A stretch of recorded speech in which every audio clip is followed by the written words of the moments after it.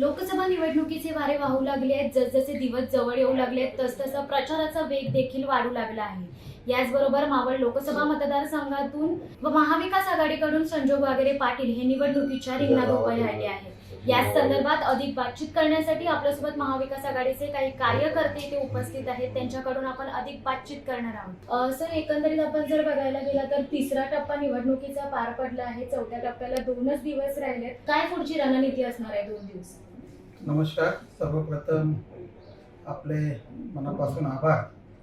या देशामध्ये जी सार्वत्रिक लोकसभेच्या निवडणुका होत आहेत त्या निपक्षपाती भयमुक्त वातावरणामध्ये ज्या लोकांच्या मनावर दडपण आहे का हुकुमशहा विरुद्ध लोकशाही अशी निवडणूक आहे, याच्यामध्ये दबाव तंत्राचा वापर होऊ शकतो. तर माझी सर्व मतदारांना विनंती आहे का आपण ह्या दबावाला बली न पडता मनमोकळेपणाने आपल्याला जो संविधानाने अधिकार दिलेला आहे मतदानाचा, तो आपण जास्तीत जास्त आपल्या कुटुंब असेल, आपले शेजारी असतील किंवा आपले मित्रमंडळी या सर्वांना सांगून या मतदानाचा आपण एक भाग म्हणून, आपलं कर्तव्य म्हणून, कारण आपलं एक मत एवढं महत्वाचं आहे का बरेचसे उमेदवार एका मताने पराभूत झालेले, त्याच्यामुळे आपल्या मताची किंमत ओळखून आणि त्या मताच्या बदल्यात कुठलंही लालच न घेता, शेवटी ही निवडणुका म्हटलं का आमिष देण्याचा आपल्याला तिथं प्रयत्न केला जाईल, परंतु त्यांना धुडकावून एक सशक्त लोकशाही जिवंत ठेवण्यासाठी या देशाचे नागरिक म्हणून आपण भयमुक्त वातावरणात महाविकास आघाडीचे उमेदवार संजोगजी वाघेरे साहेब यांच्या मशालच्या चिन्हासमोरील 3 नंबरचं बटन दाबून जास्तीत जास्त मताधिक्याने त्यांना आपण निवडून द्यायचं, हीच आपल्याला विनंती करते. ज्या अर्थी दबावाचा तुम्ही जो प्रश्न आता इथे बोललात, तर बघायला गेलं तर ईव्हीएम वरती अनेक स्तरातून विविध शंका उपस्थित केल्या जात आहेत. शरद पवार असतील, ममता बॅनर्जी असतील, यांनी देखील यावर प्रश्न उपस्थित केले. तर ईव्हीएम बाबत काय सांगणार? आता आपण आपल्याच माध्यमातून लोक आता सोशल मीडियावर इंस्टा असेल, फेसबुक असेल किंवा ट्विटर आपण पाहिलं असेल कशा पद्धतीने ईव्हीएमचा सुद्धा दुरुपयोग झालेला आहे.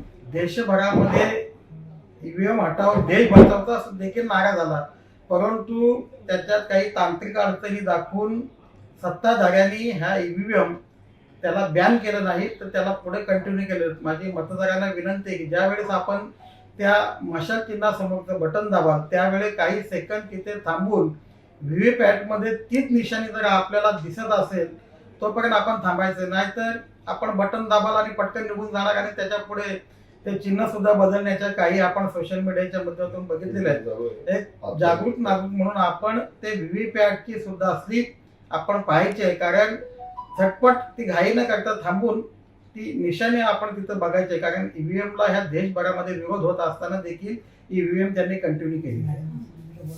आणि जर बघितलं, ज्या अर्थी तुम्ही बोललात आमिषाचं, बारामती लोकसभा जेव्हा निवडणूक होती आदल्या दिवशी भोर तालुक्यात पैशांचा पूर्ण पाऊस वाटला गेला असं प्रसारमाध्यमांनी देखील दाखवलं गेलं. तर त्या प्रकारचं इथे असे घटना होऊ नये यासाठी नियोजन केलं आहे का काही?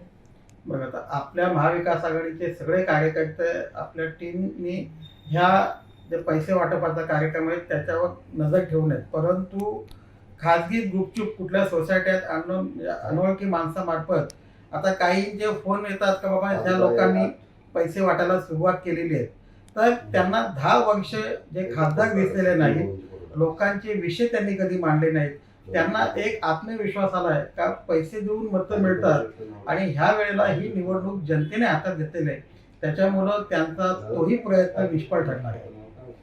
विरोधकांकडून 400-500 रुपये देण्यात आले आहेत अशा देखील गोष्टी समाज माध्यमांवर सध्या व्हायरल होत आहेत. आणि 2 दिवसापूर्वी देखील बारणे सांगत होते समाज माध्यमांवर की अबकी बार बारणे पार, याविषयी काय सांगणार? मी तुम्हाला आता सांगितलं का आताची ही निवडणूक जनतेने हातात घेतलेली आहे. ह्या देशामध्ये मोदी विरोधात राहुल गांधीजींचं असं वातावरण, मग त्यांच्या स्वतःला शरदचंद्रजी पवार साहेब आहेत, उद्धवजी ठाकरे साहेब आहेत, केजरीवालजी आहेत, तुमचे तेजस्वी यादव आहेत, अखिलेशजी यादव, ह्या सगळ्यांनी म्हणजे लोकशाही आणि संविधान वाचवण्यासाठी हे एकत्र आलेले आहेत. आणि ह्या इकडच्या खासदारांनी जे नागरिकांचे प्रश्न आहेत, म्हणजे मालमत्ता करामध्ये कुठे त्यांचा आंदोलन हिस्सा नाही, त्याचप्रमाणे इथलं पोस्ट ऑफिसचा विषय ते सांगतात केला तोही कुठं दिसत नाही, कागदावरच आहे. त्याचप्रमाणे नायनाचा हा ज्वलंत विषय शेतकरी हवालदिल झालाय ते पण नाही. आज विरार अलिबाग कॉरिडॉरचं कॉम्पेन्सेशन एका शेतकऱ्यांना ते पैसे मिळावं म्हणून इथला आमदार किंवा खासदार हे कधी प्रशासकीय यंत्रणेसोबत बसताना का शेतकऱ्यांना पैसे आज काही म्हणजे त्या तिथे काम करणाऱ्या लोकांच्या मार्फत पण असं कळतंय का त्या शेतकऱ्यांना सुद्धा आपला मोबदला मिळवण्यासाठी काही टक्के तिथे द्यावे लागतात. हे असे अनेक प्रश्न आहेत. पाणी आहे, रस्ते आहेत, किंवा शाळांच्या ॲडमिशनच्या बाबतीत RTIचा विषय तुम्हाला सांगतो का ह्या महायुतीच्या काळामध्ये RTIचे जे ॲडमिशन्स होते ह्यांनी ते पूर्ण बंद केले होते. पण मेहरबानी का त्याच्यामध्ये न्यायव्यवस्थेने हस्तक्षेप केला. मला वाटतं या 2 दिवसापूर्वीच RTIचे ॲडमिशन पण झालेले आहेत. कारण मुळामध्ये ह्या मोठ्या शिक्षण संस्था तिथे गरिबांना त्यांचा 25% तर त्यांचा अधिकार मिळावा म्हणून तिथं न्यायव्यवस्थेला हस्तक्षेप करून ते ॲडमिशन चालू करावं लागलं. म्हणजे या महायुतीच्या काळामध्ये 50 खोके एकदम ओके, याच्या पलीकडे कुठलाही त्यांचा अजेंडा नाही. आणि मतांना तुम्ही म्हटल्याप्रमाणे आम्हालाही फोन येतात का त्यांनी ह्या गावात या शहरात त्यांनी 500 रुपयांनी मतदान चालू केलेलं आहे. परंतु लोक आता त्यांना त्यांच्या पैशाला सुद्धा घरचा आय देतील. कारण आज पाळीव प्राण्यांची सुद्धा किंमत बघितली तर साधा आपण एखादं कुत्र जरी घेतलं तर 10 ते 20 हजार रुपये त्याची किंमत आहे.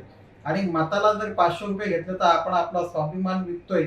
अशी मानसिकता सुद्धा आता प्रसार माध्यमातून लोकांमध्ये जनजागृती होत आहे. त्याच्यामुळे लोकांना कळालंय का आज 500 रुपये देतील आणि 5 वर्षे ना खासदार दिसणार नाही इथं पंतप्रधान दिसणार. म्हणजे 12.5%च्या इथे येऊन मोदी साहेबांनी सुद्धा इरादा पत्र दिले, त्यांनाही ते भूखंड मिळाले नाहीत. दिवा पाटील साहेबांच्या विमानतळाचा प्रश्न आज सत्यता असताना म्हणजे उद्धवजींचे आभार मानतो का त्यांनी आपल्या पिताश्रींचं नाव पाठीमागे घेऊन दिवा पाटील साहेब इथं जे लोकनेते आहेत त्यांचा नावाचा ठराव पाठवला. तुम्ही बघितलं दोन्ही जिल्ह्यांची नावं बदलली परंतु दिवा पाटील साहेबांच्या विमानतळाचं आता उपमुख्यमंत्री महोदय खारगरला आल्याने सांगितलं का आंतरराष्ट्रीय दिवा पाटील विमानतळावर आपलं स्वागत आहे.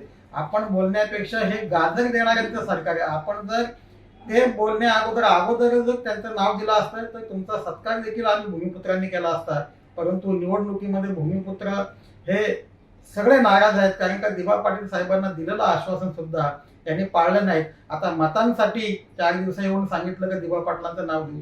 तुमच्याकडे राज्यात सत्ता, देशात सत्ता, तुम्हाला अडवलं होतं कोणी ते तुम्ही करू शकले नाहीत. परंतु हे जनतेची दिशाभूल करण्यामध्ये खालपासून वरपर्यंत यांचं सरकार आहे. आणि हे जनतेने आता ओळखलेले आहेत. भ्रष्टाचाराच्या वर आरोप करायचे आणि त्यांना पुन्हा आपल्या विधायक पद, उपमुख्यमंत्री, मुख्यमंत्री, खासदार जर तुम्ही काँग्रेस मुक्त भागात करत असताना आता काँग्रेस युक्त भागात करण्याची तुमच्यावर पाळी आलेली आहे. याच्यातच आता जनतेने ओळखलेलं आहे. आता ही निवडणूक जनतेने हातात घेतलेली आहे आणि माझा विश्वास आहे की संजोग वाघेरे पाटील साहेब हे मोठ्या मताधिक्याने निवडून येतील. त्याच्यामध्ये कोणतीही शंका नाही. धन्यवाद सर. निवडणुकीच्या एकदम धावपळीत देखील तुम्ही आम्हाला तुमचा मुलाचा वेळ दिल्याबद्दल. व्हिडिओ जर्नलिस्टसह मी धनश्री रेवडेकर, शिवसत्ता टाइम्स न्यूज, खारघर. देधडक बेधडक वृत्त देणाऱ्या आपल्या शिवसत्ता टाइम्स न्यूज चॅनलला लाल बटन दाबून सबस्क्राईब करा आणि बेल आयकॉनला क्लिक करायला विसरू नका.